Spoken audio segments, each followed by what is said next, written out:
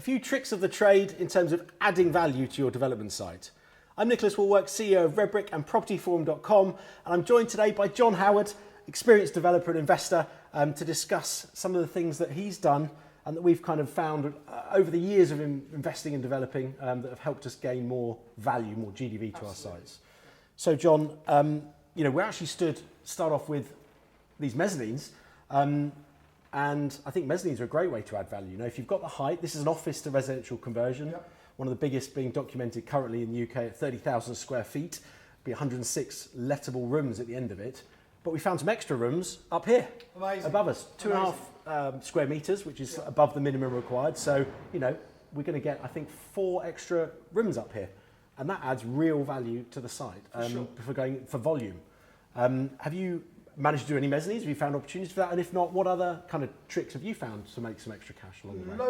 Loads of things to talk about here, because obviously everyone's taught on these education courses to, go into the roof, put an extension on. All these are ways of adding value, and that's fine. And that's pretty obvious value. I call it pretty obvious value. Yeah. So, we all try and do that. But there's a few extra things, such as mezzanines if there's enough height. And even if you haven't quite got enough height, but you've still valuable space, it's still valuable space. So if you can do it, and it's a bedroom area, say, on a studio, you might be adding 50% onto the size. Yeah. And as long as you can stand up in it, it's not the end of the world. Well, I could probably stand up in it, John. Just don't sell it to a very tall person. No. So even that helps a little bit. So there's lots of other things, especially at the moment, because at the moment we're coming out of COVID, people want more space. Yeah, absolutely. Balconies. I'm insisting as much as possible. Any development That's a really good tip. Yeah. And I'm doing a joint venture where I'm investing the money into someone else's deal, which I do, as you know, down in Wales, in Cardiff. Yep. Interesting, Cardiff, no PD in Cardiff. You have Is it Article 4, the whole thing? Article 4 is that taken away? Wow. There's no PD. Blimey. Labour-run country, Wales. That's why there's no PD. I'll avoid that then. Yep. You've got to do a full planning for everything. Okay. And they can take 3 months to come back to you, by the way, on a pre-app. 3 months, not 56 days or whatever, or 28 days sometimes, which it is here in England. So just bear that in mind if you're in Wales. So there, what I've said to the joint venture, I'm a joint venture partner on it. I've said to him, I want to see, it's an office to resi. I want to see balconies, and also they've got quite a big car park. So on the ground floor, I said I want to see doors going out from the back into a little garden area. Let's make a little garden area at the back. Nice. Instead of having it as communal, try and make a little square on each for that unit. Flat. Absolutely. Private space. They've got a little dog. Brilliant, they want to sit out and sunbathe. I'm not saying your girlfriend or your wife's going to go topless, because obviously they'll be overlooked. But it doesn't matter. In the centre of town centre of Cardiff. It means they've got a little bit of space of their own, for their own use. It's not the Costa del Sol. And that is really important to people.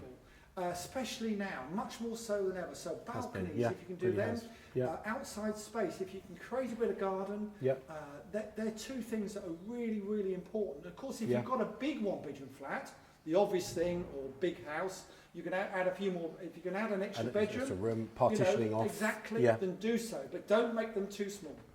No, absolutely. And I think car parking is a good one. It could be the opposite, right? Instead of converting the car park into a garden in a town centre location where car parking is tricky, you might want to convert gardens into car parks. Yeah, absolutely. It really depends on the location, doesn't it? I think more likely garden route, but it does happen the other way. It might do, but not so much. We've been successful in some town centre locations where we've had some good parking. We've maximised that because actually, when the tenants don't use the parking because they're in a town centre, we rent it out to local offices. Yes, so we get some good GDV on that. That's another angle. So it works really well. So it depends. There's not one method fit all. You've got to be smart. You've got to think about the area and who you're looking to sell to or rent to. So start at that. Get advice from the agent, the letting agent, whatever. Who's going to buy these? What is my market? And once you know who your market is, then you can work backwards into saying, well, yes, I want to do a mix. I want to do a bit more space, or I want to do this, or I want to do that. Definitely. But get to know who you're working with first. I think there's some other things you can do. Things like adding in Velux windows to roof bedrooms, creating the illusion of space. You can get these funky kind of Veluxes that do that and open up, and you get a little Juliette balcony out of them. Really, really cool stuff coming out, I can see in the market. So cost is the one thing that comes to my mind. Cost is tricky. How expensive are they? Yeah, is it going to exactly. add that value? And the best way to find out is ask the agent. The agent's the expert. They're local. Unless you pick an online one. Do not pick an online agent. Pick one that's local, that knows the area, knows everybody. They'll tell you, don't do that. It's a waste of time. Or yes, the market round here will support that. Another one we use is interior design. You know, we've got good people on the team that help with that. Mirrors are excellent. Mirrors I love are mirrors. Fantastic. Mirrored wardrobes are good. Yes, mirrored wardrobes. I always do fitted mirrored wardrobes. Well, you've got more money than me, Nicholas, because fitted wardrobes can be very expensive to do. You've got to be careful. Oh, I've got a good tip for that. How you do it. What's the tip? Good tip for that is Howden's sliding mirrored doors. There's a tip for Howden's. If you're watching, I want a commission, please, for all the wardrobe doors sold in the next 6 months.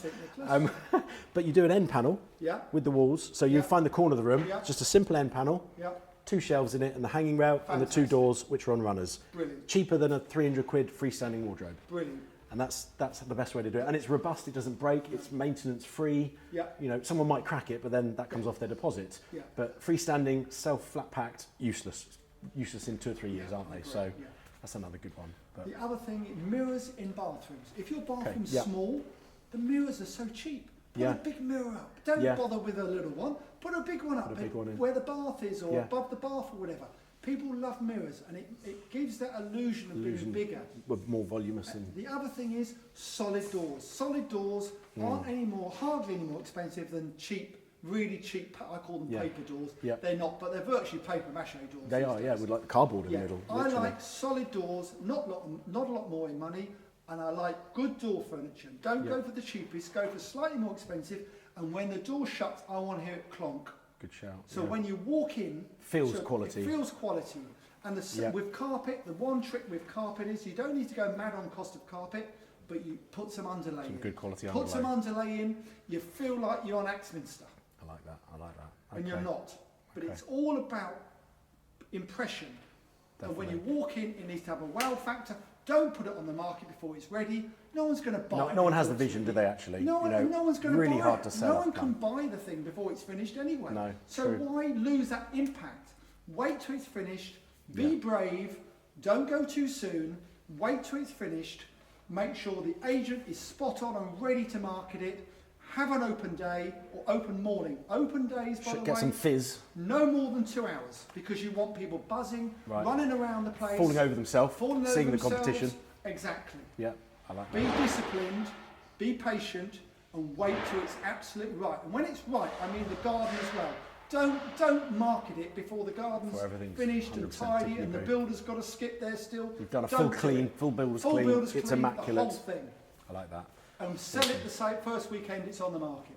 Fantastic. Well, amazing tips there, John. Thank you very much. And I think what we've found there is there's lots of different tips and tricks to get extra GDV onto your sites, right from the fixtures and fittings, the layouts, the floor plans, the design, the finish, the spec, the interior design, but also some of the unhidden things like the marketing, the quality of your marketing and the people you work with, the right agents, picking the right people to work with to deliver a quality product start to finish.